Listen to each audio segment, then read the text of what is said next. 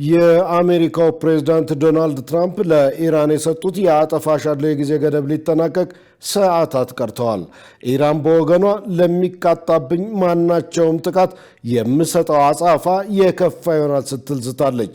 ትራምፕ ትናንት ምሽት በዋይት ሃውስ በሰጡት መግለጫ ኢራን በተሰጣት የጊዜ ገደብ የሆርሙዝን የባህር ወሽመጥ ካልከፈተች እስከናካቴው እንደሚያጠፏት በድጋሚ አስጠንቅቀዋል። ሰውየው በእውኑ በዛሬው ውድቅት ሌሊት ኢራንን ወደ ድንጋይ ዘመን ይመልሷት ይሆን? በጉዳዩ ላይ ትንታኔ ይዘናል፣ እንደሚከተለው ይቀርባል። የአሜሪካው ፕሬዝዳንት ዶናልድ ትራምፕ የመከላከያ ሚኒስትሩ ፒት ሄግሴት፣ የሲአይኤ ዳይሬክተር ጆን ራትክሊፍ እንዲሁም የአሜሪካ ጦር ኃይል የጋራ እዝ ሊቀመንበር ጀነራል ዳን ኬይን ትናንት ምሽት በዋይት ሃውስ መግለጫ ሰጥተዋል። ለአሜሪካን ጋዜጠኞች የተሰጠው መግለጫ ያተኮረው አርብ ዕለት በኢራን ተመቶ በተከሰከሰ ተዋጊ ጄት ውስጥ የነበሩ ሁለቱ የአሜሪካ አየር ኃይል አባላትን ለማዳን ስለተካሄደው ዘመቻ ማብራራት ነበር።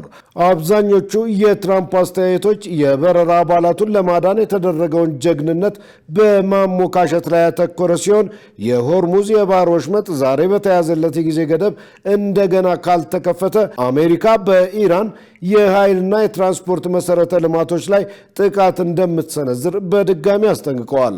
ሀገሪቱ በሞላ በአንድ ሌሊት ትጠፋለች፣ ያ ምሽት ደግሞ ነገ ማታ ሊሆን ይችላል ሲሉ ትናንት ምሽቱን ተናግረዋል።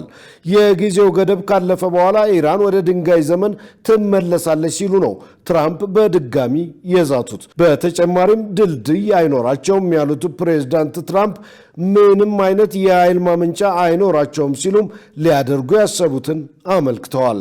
ወጣም ወረደ ትራምፕ ጦርነቱን ለማስቆም ከኢራን ጋር የሚደረግ ማንኛውም አዲስ ስምምነት በሆርሙዝ የባህር ወሽመጥ በኩል ነፃ የነዳጅ ዘይት ፍሰት መፍቀድን ማካተት አለበት ብለዋል።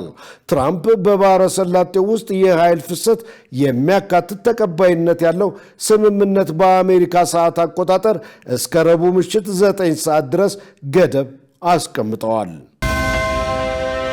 ትራምፕ በዋይት ሃውስ በሰጡት ጋዜጣዊ መግለጫ ወቅት በኢራን ውስጥ በምክንያት የሚያምኑ መሪዎች በቀና ልቦና እየተደራደሩ እንደሆነ እንደሚያምኑ ተናግረዋል።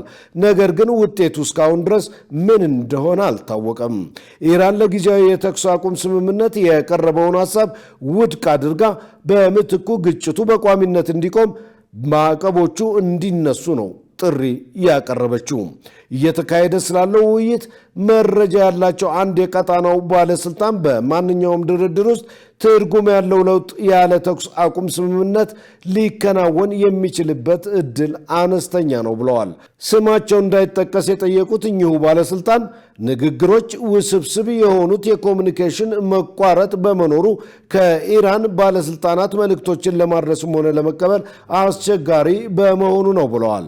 ለኢራን መልእክት ለማስተላለፍና መልስ በሚፈለግበት ጊዜ ምላሽ ማግኘት አይቻልም ያሉት ባለስልጣኑ ምላሽ የማግኛው አማካይ ጊዜ 1 ቀን ወይም ከዚያ በላይ ነው ብለዋል። ፓኪስታን፣ ቱርክና ግብፅ አሜሪካና ኢራንን ለማደራደር በሚደረገው ጥረት ውስጥ ተሳትፈዋል። ትራምፕ ስለ አስተዳደሩ የወደፊት እቅዶች ሌሎች ዝርዝር ነጥቦችን መናገር አልፈቀዱም። ምርጥ እቅድ ካላቸውም ለመገናኛ ብዙሃን እንደሚያሳውቁ ተናግረዋል። እንዲያም ሆኖ የሕግ ባለሙያዎች በኢራን መሰረተ ልማት ላይ ሆን ተብሎ የሚፈጸምና ቀጣይነት ያለው ጥቃት የጦር ወንጀል እንደሚሆን አስጠንቅቀዋል። ሁሉንም የኃይል ማመንጫዎች ማውደም፣ መንግስትን ወደ ድርድር ጠረጴዛ ለማምጣት በሚል በሲቪሎች ላይ የኃይል እርምጃዎች ለመውሰድ ማስፈራራት፣ እነዚህ ነገሮች በሙሉ ህገወጥ ናቸው ሲሉ በኦባማ የስልጣን ዘመን የብሔራዊ ደህንነት ምክር ቤት የህግ አማካሪ የነበሩት ቴስ ብሪጅማን ለቢቢሲ የአሜሪካ አጋር ሲቢኤስ ተናግረዋል። ቀደም ሲል ትራምፕ ይህ እንደማያሳስባቸው ተናግረው የኢራን ህዝብ ነፃነት ለማግኘት መከራ ለመቀበል ፈቃደኛ እንደሚሆን ተናግረዋል። ፕሬዝዳንቱ በግጭቱ ወቅት ለአሜሪካ ድጋፍ አላደረጉም ባሏቸው ቁልፍ አጋሮቻቸው ዩኬ፣ ኔቶ እና ደቡብ ኮሪያ ላይ ዳግመኛ ትችት ሰንዝረዋል። ይህ በኔቶ ላይ ፈጽሞ የማይጠፋ ምልክት ነው ሲሉ አሜሪካ ዩኬንም እንደማትፈልግ ተናግረዋል። አሜሪካ ጦርነቱ ከተጀመረበት ጊዜ አንስቶ በኢራን ከ13,000 በላይ ጥቃት መፈጸሟን ትናንት ከአሜሪካ ጦር ማዕከላዊ ኮማንድ የወጣ መረጃ አመልክቷል። ወዲህ ደግሞ የመንግስታቱ ድርጅት የጸጥታው ምክር ቤት በኢራን ለአብዛኛው መርከቦች የተዘጋውን ቁልፍ የባህረ ሰላጤ መተላለፊያ ለማስከፈት ድምፅ ይሰጣል። የጸጥታው ምክር ቤት የወቅቱ ፕሬዝዳንት በሆነችው ባህሬን የቀረበው ውሳኔ ሀሳብ ባለፈው ሳምንት ቀርቦ የነበረና ወደዚህኛው ሳምንት እየተላለፈ ነው። የውሳኔው ሀሳብ ይዘት መጀመሪያ ከቀረበ በኋላ ማሻሻያ እንደተደረገበት ታውቋል።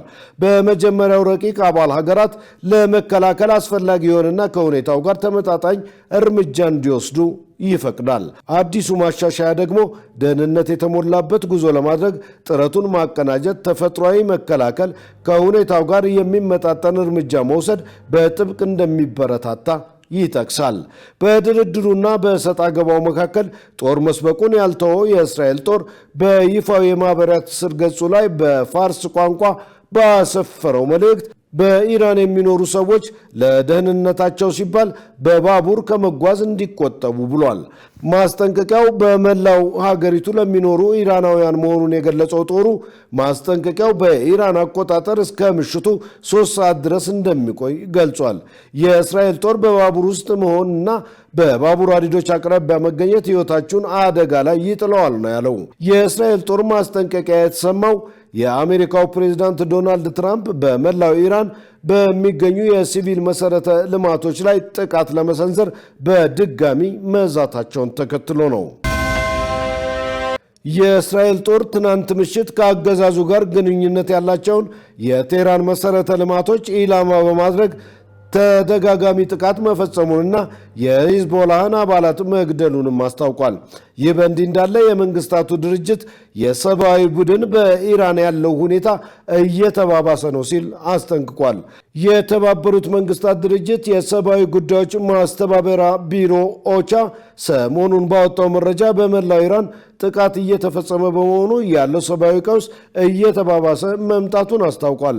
እንደ አውሮፓውያን አቆጣጠር ከመጋቢት 17 እስከ ሚያዝያ 3 ባለው ጊዜ ውስጥም በአውሮፕላን ማረፊያዎች፣ በሆስፒታሎች፣ በመኖሪያ አካባቢዎች፣ በገበያ ስፍራዎች፣ በትምህርት ቤቶች፣ በኢንዱስትሪ መንደሮችና በባህል ቅርስ ስፍራዎች ላይ በተፈጸመው ጥቃት በሰላማዊ ሰዎች ላይ የሚደርሰው ጉዳት በከፍተኛ ሁኔታ ጨምሯል ሲል ቡድኑ